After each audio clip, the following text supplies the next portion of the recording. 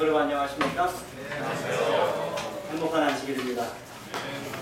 우리 주변에 계신 분들하고 행복한 안식일입니다. 환영의 인사를 좀 나누시기 바랍니다.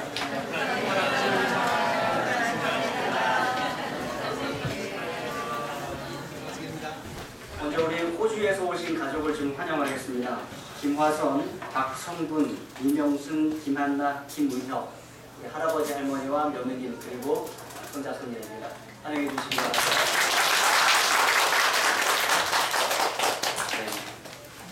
어떻게 오셰르 악단의 찬양이 좋으셨습니까? 네, 하나님께 영광 돌려드립니다. 감사합니다. 두 가지 소식이 더 있습니다. 우리 김용숙 집사님하고 노혜은 성도님이 대쟁투 성지 순례를 지금 하고 계십니다. 안시락교 시간에도 잠깐 말씀드렸지만 우리 노혜은 성도님이 그곳에서 침례를 받기로 이렇게 결정을 하셨어요. 그래서 여러분들이 함께 축하해 주시기 바랍니다. 오늘 저희보다 한 7시간 정도 늦습니다. 오늘 안식일 그곳에서 예배를 드리고 와일댄스인들의 계곡이라는 곳에서 침례를 받기로 그렇게 결정하셨습니다. 오랫동안 이제 우리 교회 1월부터 출석하셔서 이미 침례를 받기로 결정을 하셨다면 저희가 이제 다른 분들과 스케줄을 좀 맞추냐고 좀 기다리고 있었습니다. 그런데 마침 또 그곳에서 좋은 기회가 되고 또 좋은 믿음의 추억이 될 만한 장소이기 때문에 그곳에서 권정행 목사님께 침례를 받기로 이렇게 결심했습니다. 와서 저희들이 또 함께 축하하는 그런 시간을 갖도록 하겠습니다. 네. 우리 이정호 집사님 어머니께서 지금 101세이신데 상당히 많이 편찮으십니다. 여러분들의 기도가 좀 필요합니다. 우리 집사님 어머니를 위해서 많이 기도해 주시기 바랍니다. 오늘 안식일 점심 식사 후에 2시에 우리 설계사하고 첫 미팅이 있습니다. 건축위원들과 또 건축에 관심 있으신 성도님들이 참석하셔서 말씀도 들어보시고 또 궁금한 것이 있으면 질문도 하시고 이렇게 하셔서 진행하도록 하겠습니다. 우리 건축에 관한 표어를 외쳐보도록 하겠습니다. 계속해서 다른 표어들을 우리가 외치고 있는데 이게 다 성도님들이 다 만드신 그런 표어들입니다. 함께 외치겠습니다. 제가 검은 글씨를 외치고 우리 성도님들이 파란 글씨를 외쳐주시기 바랍니다. 우리는 할 수 있다. 믿음으로 전진하자. 주 안에서 성도여 하나님이다. 네, 한 번 더 외치겠습니다. 우리는 할 수 있다. 믿음으로 전진하자. 주 안에서 성도여 하나님이다. 아멘. 이 표어를 외치면 더 힘이 나는 것 같습니까? 네, 그렇습니다. 하나님께서 우리에게 주신 소망대로 우리의 성전 건축이 잘 진행되고 또 맞춰지도록 축복하시길 간절히 바랍니다. 마가복음 14장 12절에 있는 말씀 함께 읽도록 하겠습니다. 마가복음 14장 12절입니다. 스크린 보시고 함께 읽도록 하겠습니다. 시작! 그들의 전날 곧 유월절 양 잡는 날에 제자들이 예수께 여짜오되 우리가 어디로 가서 선생님께서 유월절 음식을 잡수시게 준비하기를 원하시나이까. 예수님께서 일요일날 나귀를 타고 예루살렘 성에 입성하셨습니다. 많은 사람들이 호산나 다윗의 자손이여 찬양하면서 예수님께서 예루살렘 성에 입성하셨어요. 시간이 흘러서 예수님께서 십자가에 달려 돌아가시기 바로 전날인 목요일이 되었습니다. 그리고 그러한 사실에 대하여 전혀 알지 못했던 제자들은 유월절 음식을 준비하고자 했어요. 그래서 그날 아침에 예수님께 가서 여쭙습니다. 우리가 어디로 가서 선생님께서 유월절 음식을 잡수시게 준비하기를 원하시나이까? 이게 사실 제자들 입장에서는 상당히 오랫동안 기다렸다가 한 말입니다. 왜 그런가 하면 이날이 목요일 아침인데 이제 저녁이 되면 유월절 만찬을 온 가족이 다 해야 합니다. 그런데 예수님께서 아무런 말씀이 없으신 거예요. 그래서 기다리다가 결국엔 아침에 그들이 가서 여쭙게 된 것입니다. 당시에 가장은 가족의 모든 종교 행사에 준비를 하고 책임을 지는 사람이었어요. 어떤 의미에서 가장은 그 가정의 제사장이었습니다.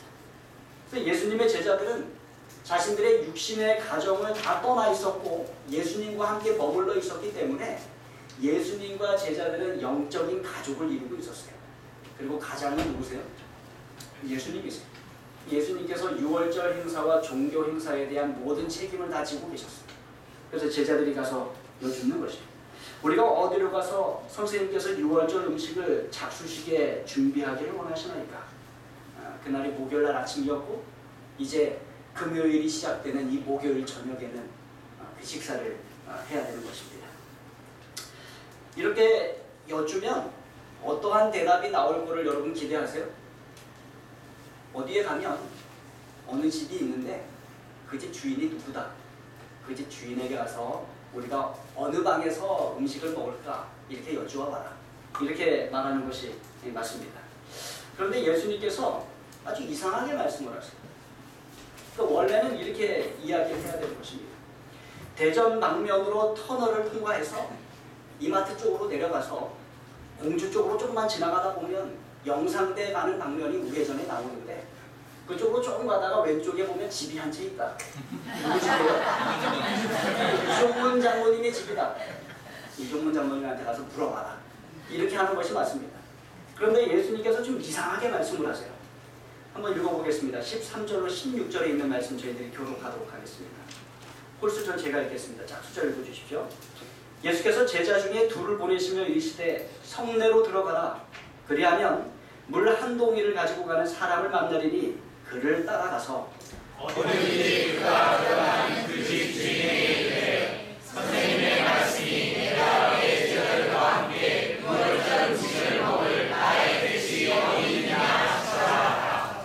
그리하면 자리를 펴고 준비한 큰 다락방을 보이리니 거기서 우리를 위하여 준비하라 하시니 제자들이 나가 성내로 들어가서 예수께서 하셨던 말씀대로 각각 유월절 음식을 준비하니라. 예수님께서 제자 둘을 보내십니다. 누가복음 22장 7절에 보면 이 두 제자가 베드로와 요한인 것을 우리가 알게 돼요. 그러니까 베드로와 요한을 보내시면서 어느 곳에 누구의 집으로 가라라고 말씀하지 않으시고 이상하게 말씀하셨어요. 뭐라고 그러셨어요? 성내로 들어가라. 그리하면 물 한 동이를 가지고 가는 사람을 만나리니 그를 따라가서 어디든지 그가 들어가는 그 집 주인에게 이르되 선생님의 말씀이 내가 내 제자들과 함께 유월절 음식을 먹을 나의 객실이 어디 있느냐 하시더라 하라. 성내로 들어가라. 예루살렘 성으로 들어가라. 그리하면 누구를 만나요? 물 한 동이를 가지고 가는 사람을 만나게 된다는 것입니다. 이 아침에 물 한 동이 가지고 가는 사람 만나게 될 것이다. 그런데 여러분 실상은 어떤지 아십니까? 여러분들이 베드로와 요한과 더불어 그 아침에 예루살렘 성내로 들어가면은요, 물 한 동이를 가지고 가는 한 사람을 보게 되는 것이 아니라 물 한 동이를 가지고 가는 정말로 많은 사람을 보시게 돼요. 왜 그렇습니까?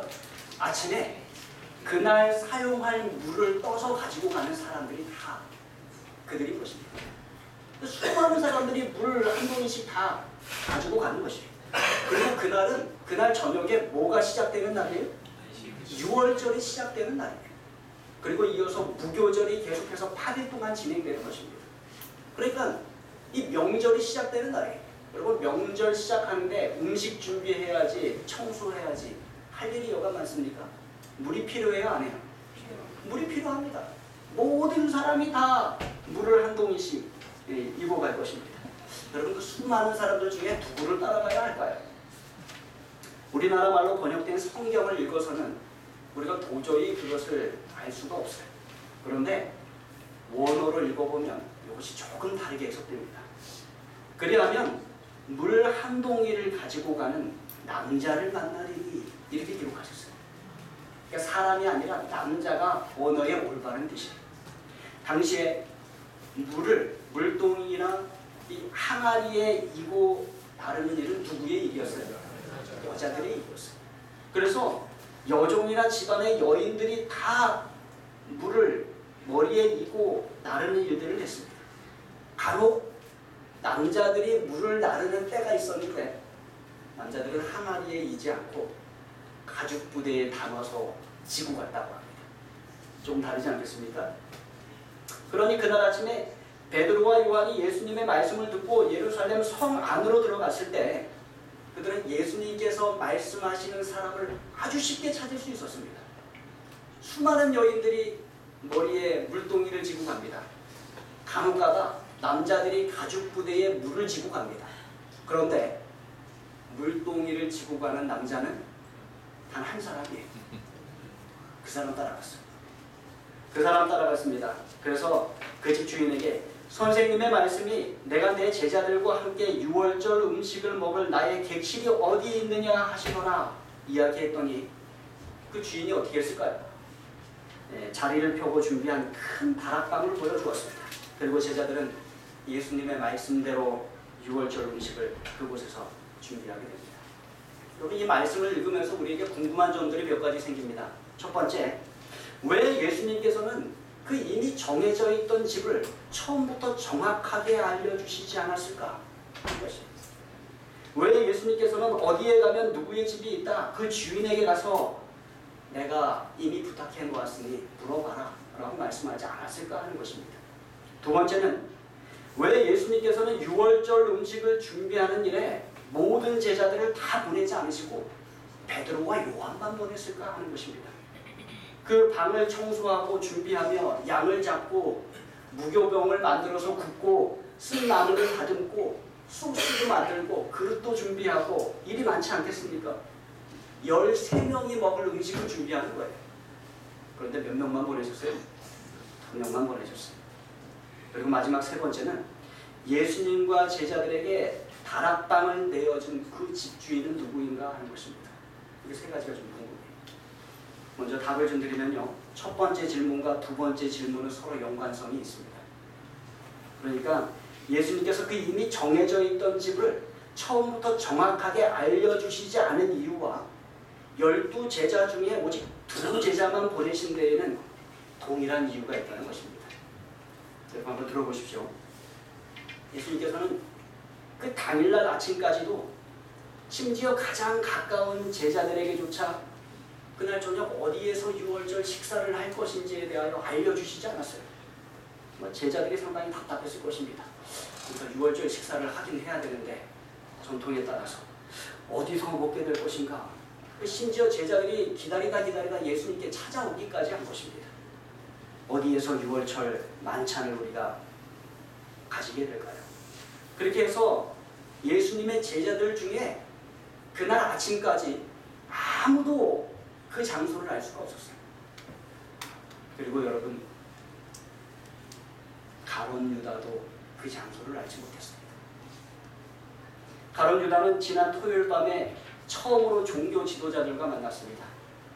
그리고 이틀 전, 그러니까 화요일 밤에 그들과 두 번째 접촉을 가졌어요. 그 이후로 가룟 유다는 계속해서 호시탐탐 예수님을 팔아넘길 기회를 찾고 있었어요. 그런데 예수님은 적어도 유월절 만찬이 끝나기까지는 방해받고 싶지 않으셨어요. 예수님께서 붙잡히셔야 되고 고난을 받으셔야 되고 십자가에 달려 돌아가셔야 하는 것은 분명한 사실이었어요. 그러나 유월절 만찬을 제자들과 함께 성만찬 예식을 세족 예식을 제정하는 그 유월절 만찬은 절대로 방해받고 싶지 않으셨어요. 그래서 어떻게 하신 거예요? 아무 제자에게도 알려주시지 않았습니다. 그 장소가 어디인지. 그래서 가룟 유다도 몰랐던 것입니다. 마지막으로 세 번째 궁금한 점이 있어요. 예수님께 다락방을 내어준 그 집주인은 누구인가? 우리 14절 말씀을 다시 한번 읽어보겠습니다.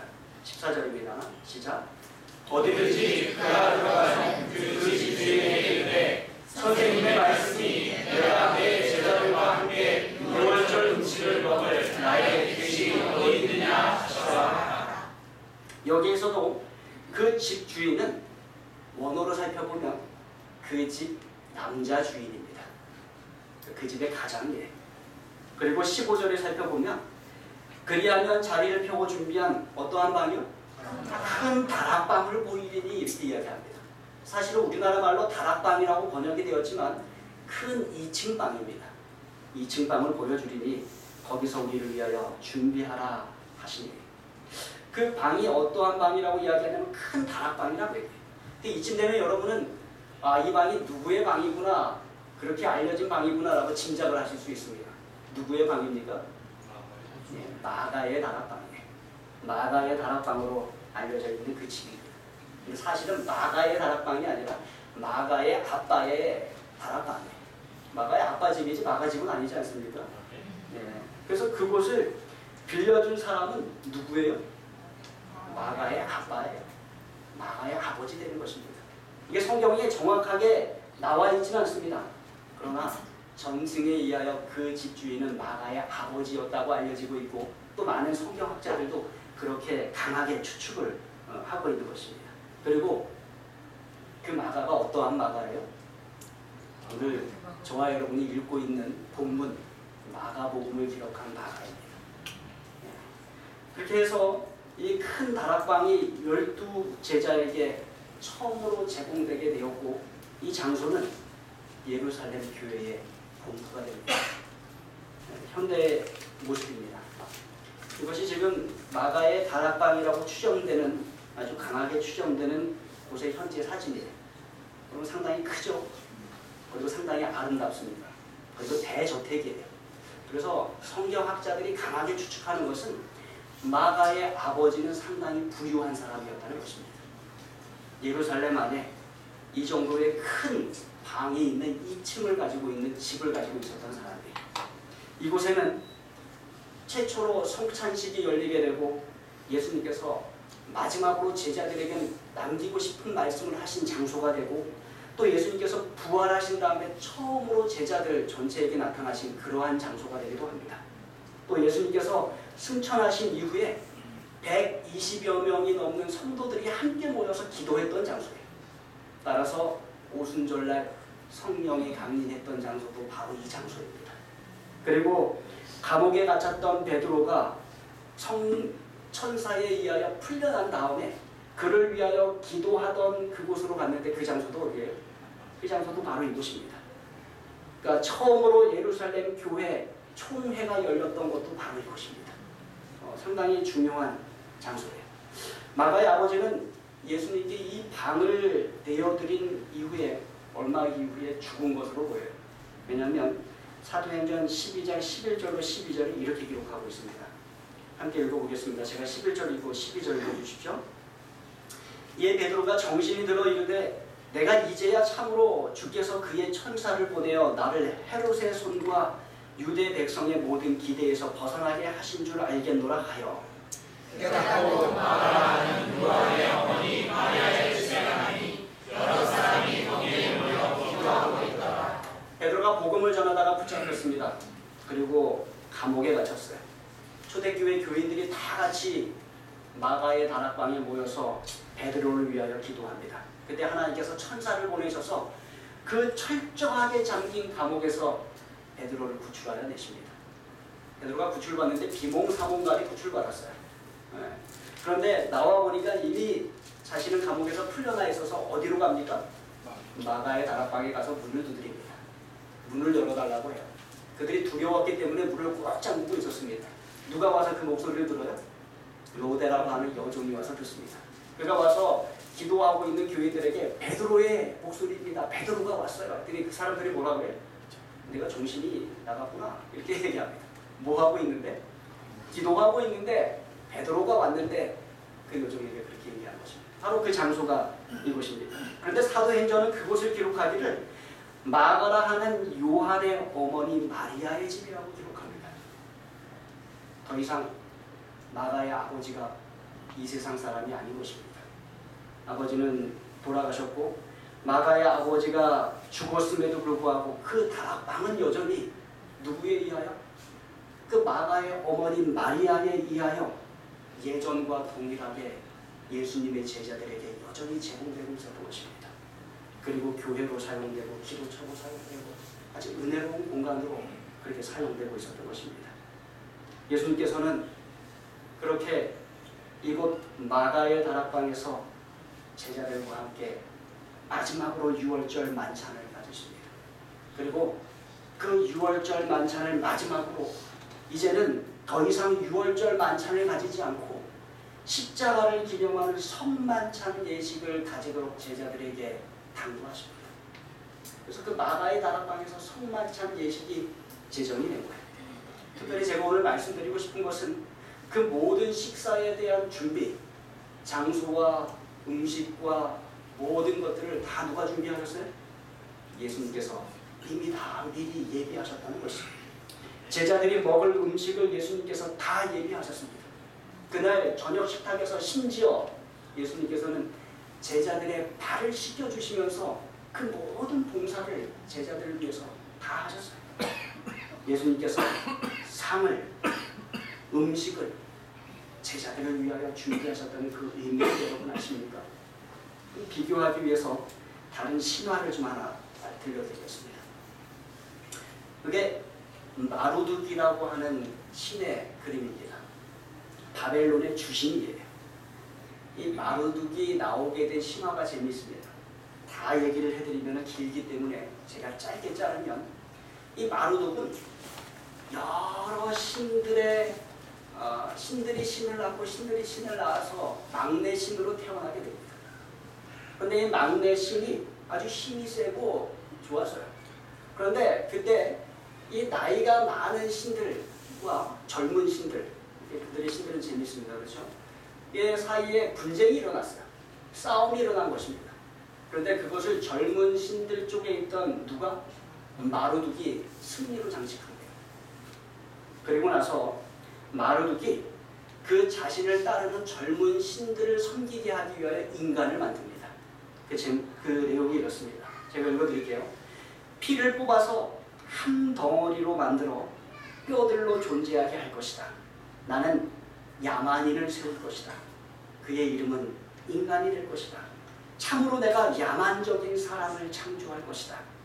그는 신들에 대한 봉사를 맡게 될 것이다. 그래서 신들은 굶주림을 해결하게 될 것이다. 마루둑이 자신을 섬기는 신들을 위하여 누구를 만들었어요? 인간을 만들었어요. 그리고 그 인간들이 자신을 섬기는 신들을 위하여 제사와 음식을 드리도록 한 것입니다. 이 신화에서 인간은 왜 존재하는 것이에요? 신을 섬기기 위하여, 신들에게 음식을 공급하기 위하여 존재하는 것이에요. 그런데 여러분 생각해 보십시오. 이 세상에 사람들이 섬기는 대부분의 신은 마루둑과 비슷한 생각을 가지고 있어요. 인간은 왜 존재합니까? 신들을 섬기기 위하여 존재합니다. 신들에게 제사를 드리고 제물을 바치기 위해서 존재해요. 심지어는 우리들의 생각 속에서 우리들의 조상이라고 하는 그분들도 죽으면 인간들에게 뭘 요구합니까? 제사와 제사상을 요구하는 것입니다. 마루둑과 다르지 않아요. 그러나 여러분, 우리가 섬기는 하나님은 어떠한 하나님이신지 여러분 기억하시기 바랍니다. 하나님은 인간에게 제사와 음식을 요구하시기 전에 먼저 음식을 베푸신 하나님임을 여러분 기억하십시오. 창세기 1장의 마지막 부분입니다. 29절 함께 읽겠습니다. 시작. 하나님이 이르시되 내가 온 땅에 씨있는 모든 채소와 씨앗을 열매 맺는 모든 나무를 너희에게 주노니 너희의 먹을거리가 되리라. 창조주일의 여섯째 날 사람까지 다 창조하신 하나님께서 그곳으로 창조의 기록을 마치지 않으십니다. 여섯째 날 사람까지 다 창조하신 하나님께서는 사람에게 먹을 것을 허락하시면서 그 기록을 마치고 계십니다. 사람에게 상을 베풀어 주시면서 기록을 마치고 있는 것입니다. 모든 우상들은 인간에게 제사와 제물을 보상을 요구해요. 서로 주고받는 인간의 영역으로 그 우상들이 들어오는 것입니다. 그들은 인간과 다를 바 없는 필요와 욕구를 가지고 있는 것처럼 보입니다. 그리고 다른 모든 피조물들과 마찬가지로 의존적인 존재들로 나와요. 하지만 우리의 하나님은 창조주 하나님 되세요. 우리에게 요구하시고 달라고 하시기 전에 하나님께서는 이미 우리에게 베푸시는 하나님이심을 여러분 기억하시기 바랍니다. 아멘. 하나님께서 우리를 위하여 식탁을 마련하신 거예요. 그리고 예수님께서 우리를 위하여 성만찬 식탁을 마련해 주셨어요. 우리에게 내 살을 먹으라고 말씀하십니다. 우리에게 내 피를 마시라고 말씀하십니다. 그리고 그것이 너에게 영원한 생명이 되리라고 선포하십니다. 아멘. 그리고 우리가 섬기는 하나님이 놀라운 사랑의 하나님이요, 우리에게 주시고 공급하시는 하나님을 우리가 이 시간 간절히 체험하게 되기를 간절히 바랍니다. 아멘. 실물교훈 129페이지에 있는 말씀입니다. 함께 읽겠습니다. 시작.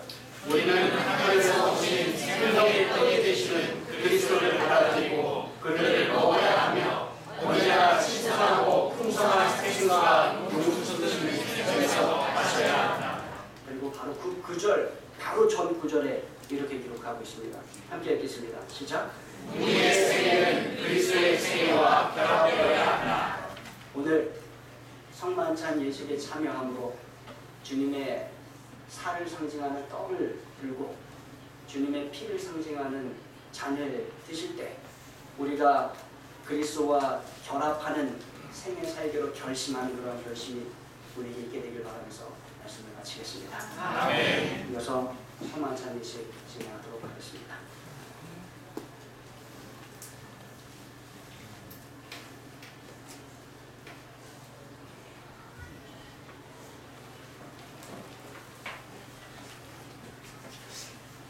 여기 장로님들, 집사님들 앞으로 자리해 주시기 바랍니다.